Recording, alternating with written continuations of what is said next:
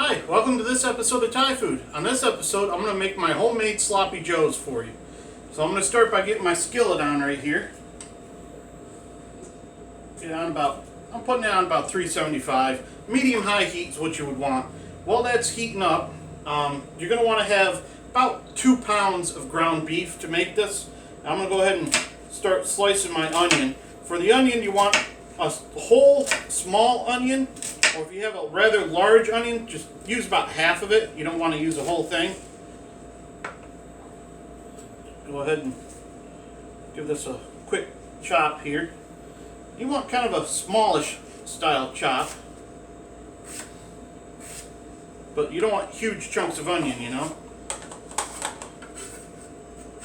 It'll kind of disappear into the background and add lots of flavor if it's smaller. Which is what I was looking for when I did this. Go ahead and toss that piece off to the side. That's heating up pretty quick already. Now, first thing we want to do is we want to get our ground beef browned for the most part. Yep, alrighty. I'm going to go ahead and add in the ground beef. And like I said, you want about 2 pounds of ground beef, and that's pretty much what I got right here. It might be a little over, but I'm going to use it up here.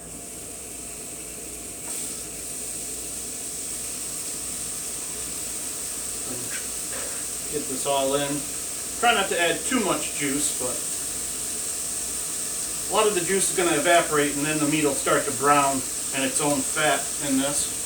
So go ahead and put this off to the side, and while that's going, I'm going to wash my beef hands real quick here. You always want to do that when you touch raw meat, of course.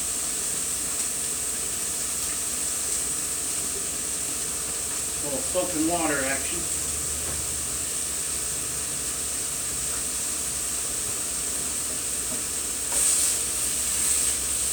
Go ahead and start getting this minced up pretty good so it resembles the sloppy joes you're used to. Now, I've never been a manwich sloppy joe person. Not by any means. I've never liked it, and I was just messing around one day and I decided to make my own homemade sloppy joe, and I liked it. So this is pretty much a recipe I've had for a while. Kind of been fine-tuning it as I go, and I think I've got it perfected now. So now I'm going to let you try it yourselves, if you're willing to. But I'm pretty happy with the way it come out. I had a coworker ask me the other day if that was homemade sloppy joes that I had. I said, absolutely, I don't like that canned crap. I usually don't use much canned stuff if I can help it, but there's some stuff that it just does help out a little bit. There we are. This is pretty much cooled right down. You can hear the sizzle kind of stop, so I'm going to let this kind of sit and heat back up again. While it's doing that, I'm going to go back to cut my onion. So, as you can see, you can pretty much do this yourself at home while you're doing it. You know, don't need a lot of knife skills to do this. I'm not quick by any means. You can see I make a good amount of mess too.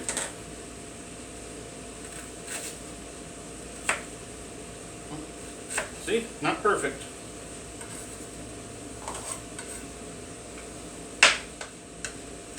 And along with the onion, we're going to put some fresh garlic in there. You can see I got 3 cloves sitting here on the counter that we're going to put in. Give that a quick chop there. I still got a whole other half a onion to go yet, but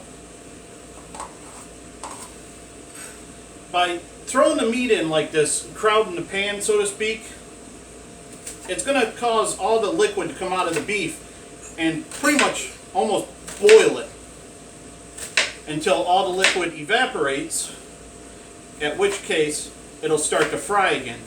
And by doing that, it allows me to get the meat a lot more tender, even though it's ground, and it makes it easier to break it up into smaller pieces. And you're retaining all the beefy flavor that comes out of that juice when you do this. And you'll be able to hear it change as you cook. And you'll know when the water has evaporated, because it'll just sound like it's almost deep frying in its own fat, so to speak. And at that point, we're going to siphon off some of that fat as much as possible, so we don't have a really, greasy sloppy Joe, because that's really not appealing. It makes for maximum sloppiness, though, let me tell you. But nobody wants a mouthful of, fat. So you can see I got the other half of that onion already cut up at this point. I'm going to go ahead and stir my beef a little bit, and then we'll get to the garlic. So at this point, I'm going to crank it all the way up on high. Speed up this process as much as possible here.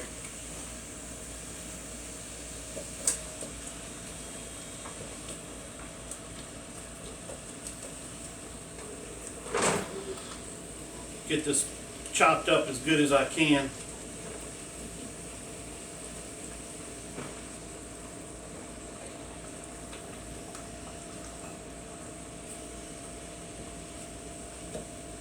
It's having a hard time recovering.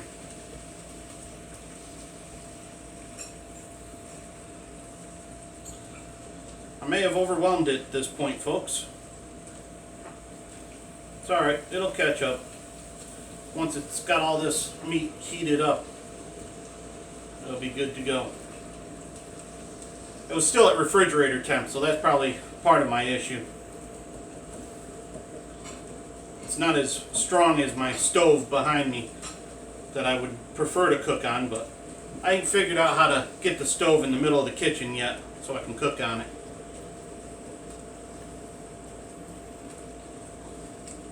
I do have a burner I probably could have used, but I don't really have a pan that I'd like to use on it as far as a frying pan goes. It's one of those conduction ones. You've got to have a magnetic frying pan. Alright, at this point I'm going to add in some low sodium buck seasoning. And you can find this pretty much anywhere. I know local Walmart carries it. I don't know if the one down here carries it, but up where I'm from it carries it. We're going to do half a tablespoon of low sodium buck seasoning. Help get some flavor into this ground beef. And this is basically a blend of salt, pepper, garlic, and some other spices.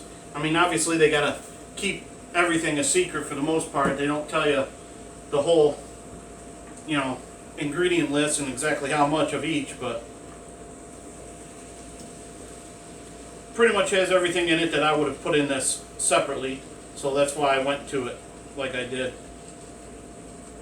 And it'll help draw a little bit of moisture out of the burger too, to get it to evaporate and compound the flavor here of the beef. We're getting to the point where we want it to heat back up now. But like I said, you can see it's breaking down nice and easy doing it this way.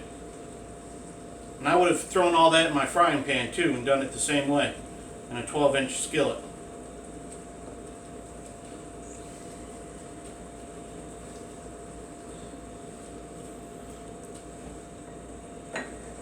So it's getting there.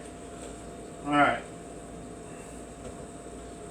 So we're going to let that continue to cook. I'm going to work on the garlic. And I got 3 rather large cloves of garlic. It's already peeled. I buy it this way. That's the way I prefer to get it. Makes it easier than trying to peel it myself. If you ask the Food Network experts, they say you shouldn't buy it that way. You should always buy it fresh in the bulb and then peel it, because it loses some of its flavor. But, not everyone's got all the time to do all that. So I'm just going to start by cutting these in half. Get them ready. And I'm going to start at this end. I'm not going to slice all the way to the end. Move that so you can see what I'm doing here. But I'm going to slice most of the way through the back and leave a little tab for it to hang on to. And by doing it that way, I can come this way and dice it pretty easily. Get a nice fine cut on it. Because you don't want huge chunks of garlic in there. See? And that'll help distribute maximum flavor too. And I'm just going to do that for the rest of them.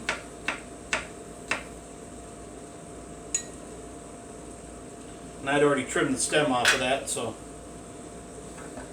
good to go there. Alright, now we're at the point where it's braising in its own fluids here, just like I wanted it to do.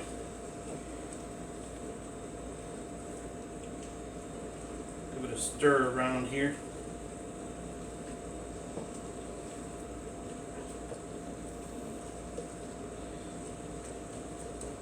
Getting there. I seriously thought this would have went a lot quicker than it's going, folks, but it is what it is. I'm going to go ahead and we'll take a brief pause here while I'm getting this to speed up the process and get it to where I want, and then we'll come right back to you. Okay, back from the brief little pause that you probably barely even noticed in the video, and you can hear this is starting to get to where it's like searing in the fat as the liquid's pretty much almost all evaporated out of this. And there is some fat in here, a lot more than I'd like to have right now, but I got to make sure I get all the water evaporated out of this, because if I don't, then I'm going to be pulling some of the flavor out when I pull the fat out.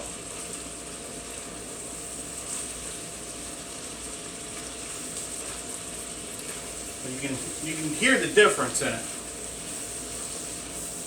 as it's changing. And you can see I've got it pretty much crumbled up pretty good here. You know, there's still some good sized chunks in it, but I don't want mush either. You know, I want a little bite to it. I'm going to transfer this to my smaller bowl. I accidentally put it in the wrong bowl when I was doing this. I had this one intended for the beef fat when I suck it out of the pot. So you can see I got all my garlic chopped up for the most part. It's sticking to my finger here.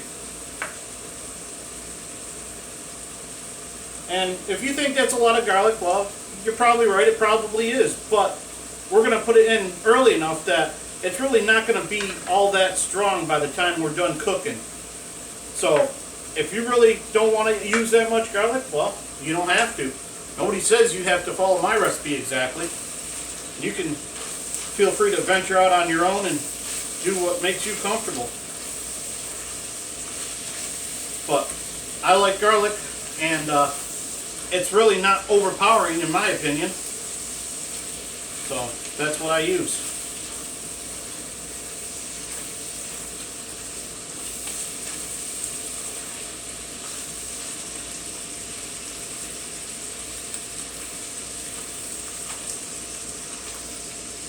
Alright, you can tell by the steam there's still a lot of moisture in there. Of course, we don't want to thoroughly dry out this beef either.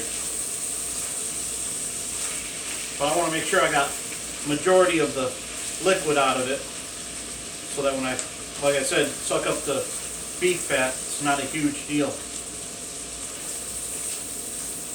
So at this point, I'm going to turn my temperature down for this point. I'm going to probably just turn it right off. I'm going to move my burger back. Now this is my little hack for getting most of the fat out as much as possible. Move that back like so. Now I'm going to take a turkey baster and tilt it and let it all run to the front here. And just suck it right out.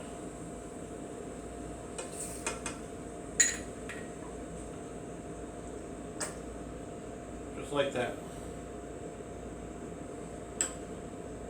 Rather than dump it through a strainer, I'm opting to do it this way.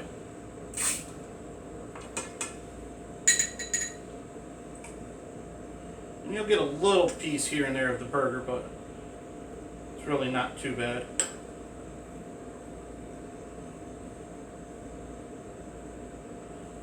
And it helps it drain down this way too by doing this.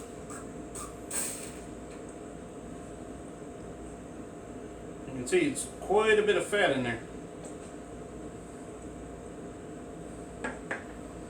Alright.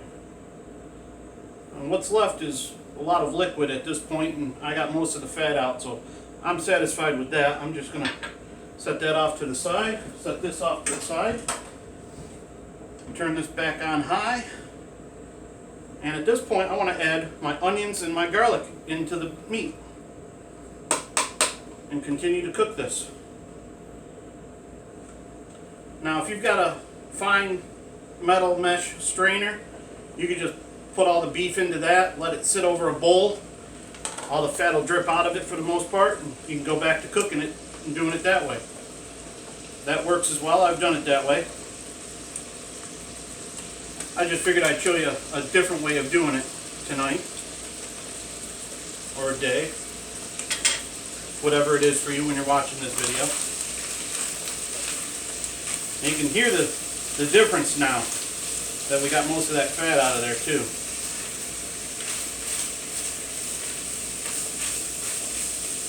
Alright. So we want to continue to cook this, moving it like so.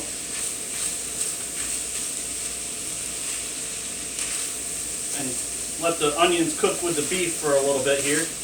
Just a few minutes. Try to, get as much flavor out of it as we can and into the burger before we start adding all the liquid components. I'm going to rinse my fingers real quick because the garlic is a little sticky on them.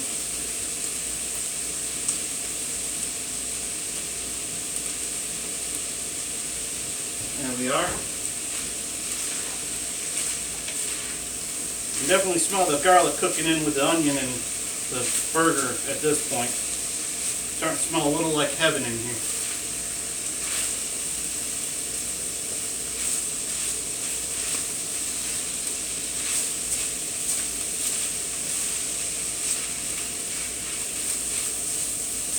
There we are.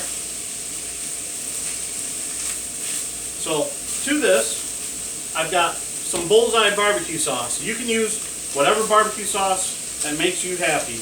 I thought about putting some of my homemade Dr. Pepper barbecue sauce in this time, but then I said, well, not everyone has access to my Dr. Pepper barbecue sauce unless they've been on my Tye Food, Facebook, where I posted the recipe for when I made it. I haven't done a video on it because, well, I just didn't get to it yet. But I did release the recipe, and y'all can make it for yourselves if you want to. I'm sure it would go really good in this. You can see the onions starting to go translucent here, which is right about the point where I want it. Starting to release some of its flavor in here. And that's what I'm looking for. So at this point, I'm going to turn the temperature down a little bit. I've got some black gold here, and this is proprietary for me. And I need a 1/4 teaspoon of it. That's a half, I don't want that much. There we go, 1/4 teaspoon. We don't need a whole lot of this in there, but it's going to add some umami flavor. And if you don't have that, which not many people do unless they personally know me at this point, you can just substitute some Worcestershire sauce for now, and you'll have to deal with that, sorry to say. I am working on trying to get a bottler and see how much it's going to cost to have me bottle this and sell it. But at this point, we're just going to run with what we got. Okay, so we got that in there. Now, 1 can of tomato sauce. You can see it's nothing fancy or expensive, just great value tomato sauce. And this is paramount in my opinion for making sloppy joes. I'm going to start mixing that in there.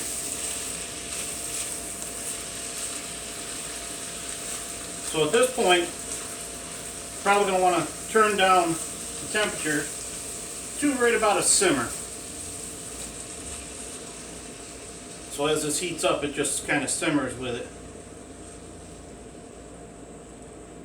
And you can see it kind of killed right off when I did that. Gives me a chance to mix it in without scorching anything. So 1 can of tomato sauce. And you can rinse the can if you want to.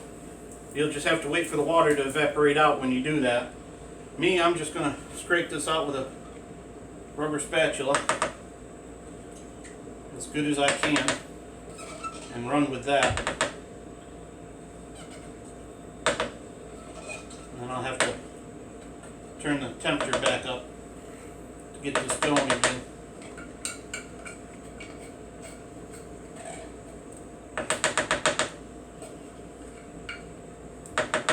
It's good enough for me.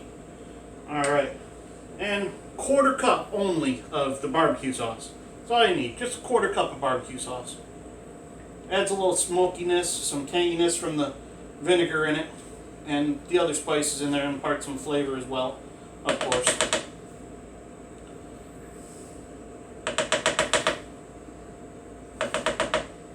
You can see I'm very particular about scraping everything out. Alrighty, there's that. Get this mixed a little bit.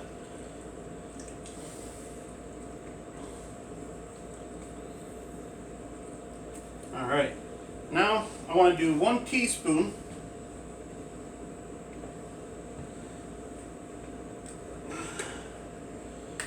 of, not smoked paprika, that's a 1/2 teaspoon, sorry. 1/2 teaspoon of smoked paprika. It's going to add some color and again a little bit more smokiness to this. There it is. Ground mustard. I'm going to do 1 teaspoon of ground mustard.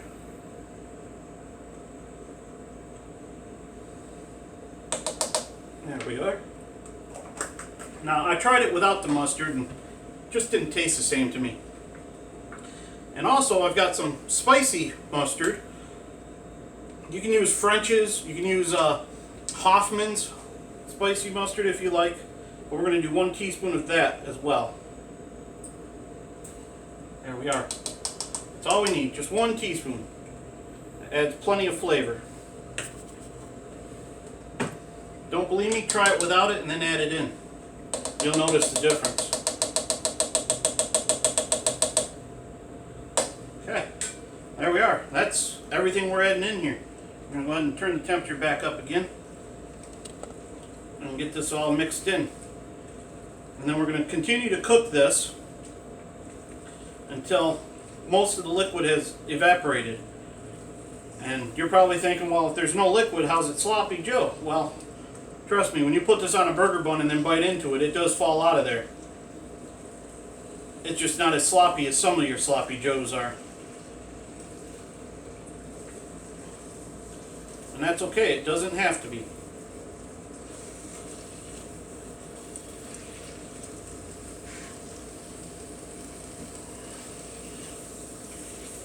But we want to get this so that all the onions and the garlic is all cooked all the way through and you got maximum flavor.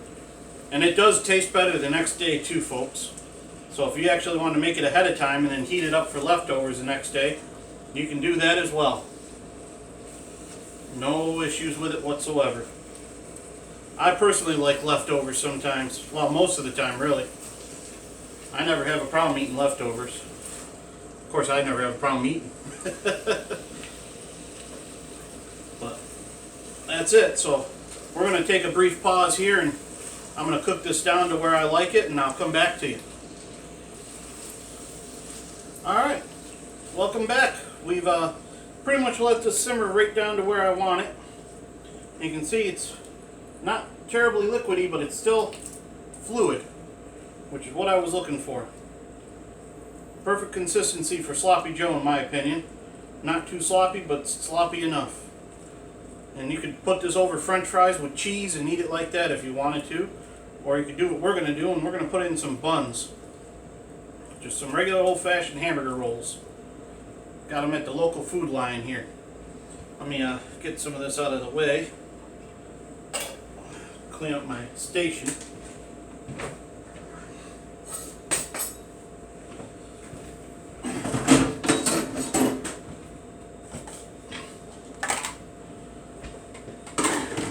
Grab a plate real quick.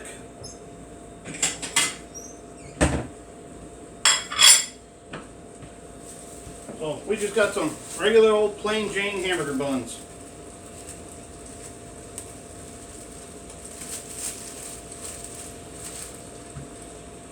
I'm going to turn this off.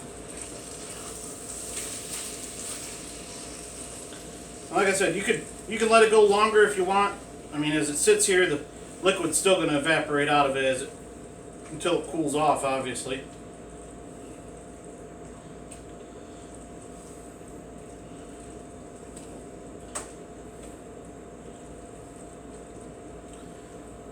And for the sake of not burning my mouth, I'm going to use a spoon to sample it for y'all. That way there I can cool it off.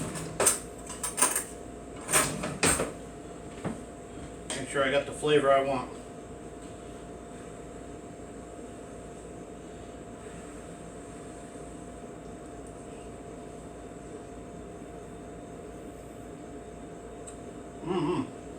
Absolutely. And there you have it. That's my Sloppy Joes. So feel free to subscribe to my YouTube channel. Click on the little bell icon. It'll notify you when I upload a new video. Check out my Facebook page, Tye Food, Instagram. I'm on Twitter as well. So look me up. Thanks for tuning in. Leave feedback.